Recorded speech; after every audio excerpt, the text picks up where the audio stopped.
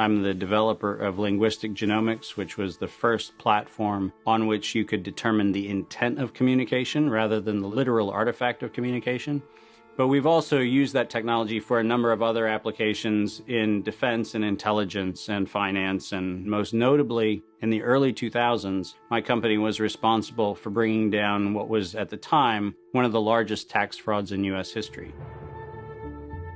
We maintained a series of inquiries into every individual, every organization, and every company that is involved in anything that either blurs the line of biological and chemical weapons or crosses that line in any of 168 countries. In 1999, there were 1 million patents digitized by IBM, and those 1 million patents were the first time human innovation had been put into an electronic digital searchable format. We took that information and we did a very simple exercise using our linguistic genomics technology, where I made the horrific assessment that approximately 1/3 of all patents filed in the United States were functional forgeries, meaning that while they had linguistic variations, they actually covered the same subject matter. In 1999, patents on coronavirus started showing up, and thus began the rabbit trail. March 2003. Panic grips Hong Kong as a deadly new virus sweeps through the city. In 2003, the Center for Disease Control saw the possibility of a gold strike, and that was the coronavirus outbreak that happened in Asia. They saw that a virus they knew could be easily manipulated was something that was very valuable, and in 2003 they sought to patent it. And they made sure that they controlled the proprietary rights to the disease, to the virus, and to its detection, and all of the measurement of it. We know that Anthony Fauci, that Ralph Baric, that the Center for Disease Control, and the laundry list of people who wanted to take credit for inventing coronavirus were at the hub of this story.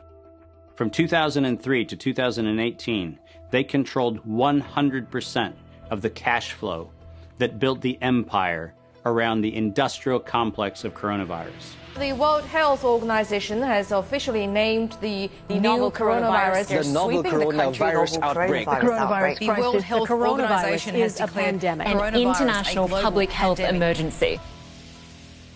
While we know that the coronavirus manipulation started with Dr. Ralph Baric in 1999. The major characteristics of SARS, MERS, and SARS coronavirus 2, it's a good way for you... Ralph Baric is the researcher at the University of North Carolina, Chapel Hill, who's famous for his chimeric coronavirus research.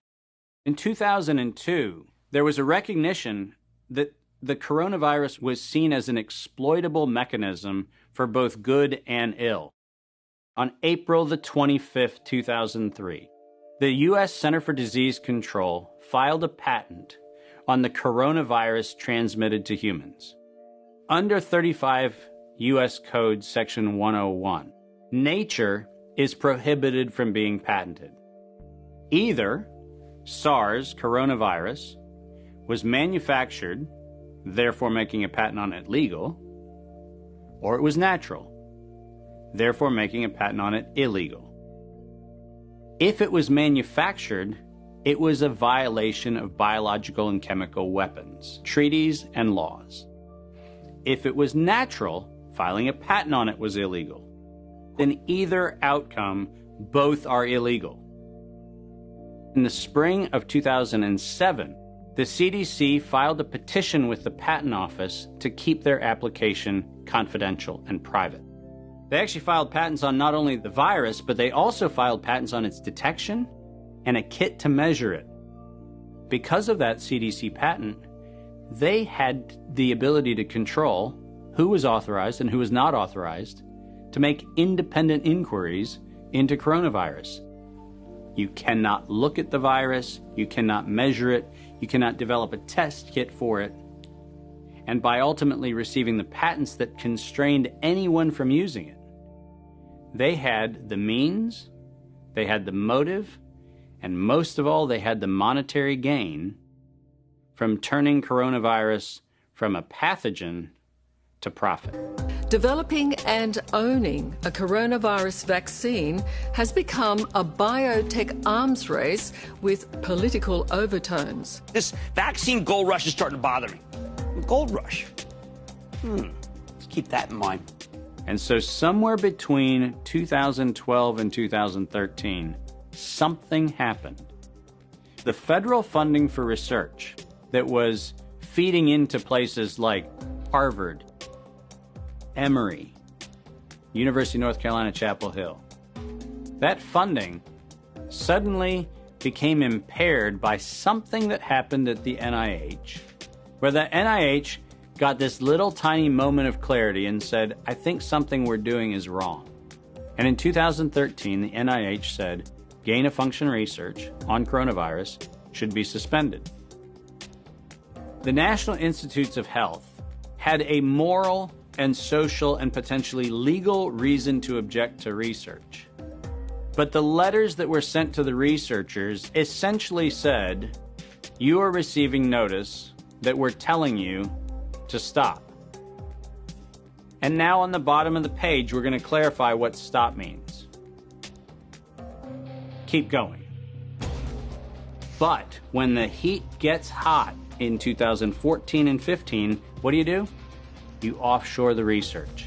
You fund the Wuhan Institute of Virology to do the stuff that sounds like it's getting a little edgy with respect to its morality and legality. But do you do it straight way? No. You run the money through a series of cover organizations to make it look like you're funding a U.S. operation, which then subcontracts with the Wuhan Institute of Virology. The U.S. could say, China did it. China could say, the U.S. did it. And the cool thing is, both of them are almost telling the truth.